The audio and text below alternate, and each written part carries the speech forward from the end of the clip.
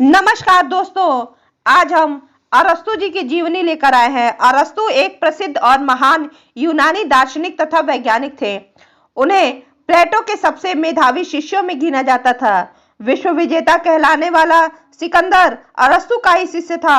अरस्तु ने प्लेटो की शिष्यता 17 वर्ष की आयु में ग्रहण की। राजा फिलिप के निमंत्रण पर अरस्तु को अल्पवयस्क सिकंदर का गुरु नियुक्त किया गया। उन्होंने भौतिकी, अध्यात्म, कविता, नाटक, संगीत, तर्कशास्त्र, राजनीति शास्त्र और जीव विज्ञान सहित कई विषयों पर रचनाएं की। अरस्तु का जन्म एथेंस के उत्तर में स्थित मैसेडोनिया के प्रसिद्ध नगर स्टेगिरस में हुआ। बचपन से ही अरस्तु को जीव शास्त्र का कुछ ज्ञान विरासत में मिला। अरस्तु 17 साल की आयु में प्लेटो की अकादमी में प्रवेश लेने एथेंस आ गए और 20 वर्ष तक वहीं रहे।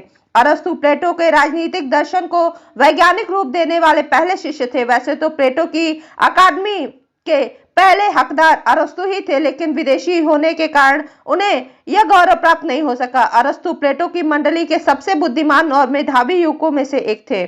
जब उनके गुरु की मृत्यु हो गई, तब उन्होंने दुखी होकर एथेंस को छोड़ दिया। सिकंदर के गुरु के रूप में एथेंस को छोड़ने के बाद अरस्तु एशिया माइनर के एथेंस नगर में चले आए और वहां पर एक अकादमी की स्थापना की। यहीं पर हार्मियस की दूसरी बेटी पिथियस से उसका विवाह हो गया। लगभग 343 ईसा पूर्व मैसेडोनिया के शासक फिलिप के निमंत्रण पर सिकंदर को शिक्षा देने के लिए उनकी राजधानी पेला आए और 7 वर्ष बाद प्रचुर धन अपने साथ लेकर वापस एथेंस चले गए। अरस्तु को दर्शन, राजनीति, काव्य, आचार शास्त्र, शरीर रचना, दवाइयों, ज्योतिष आदि का काफी ज्ञान था। उनके लिखे हुए ग्रंथों की संख्या 400 तक बताई गई है।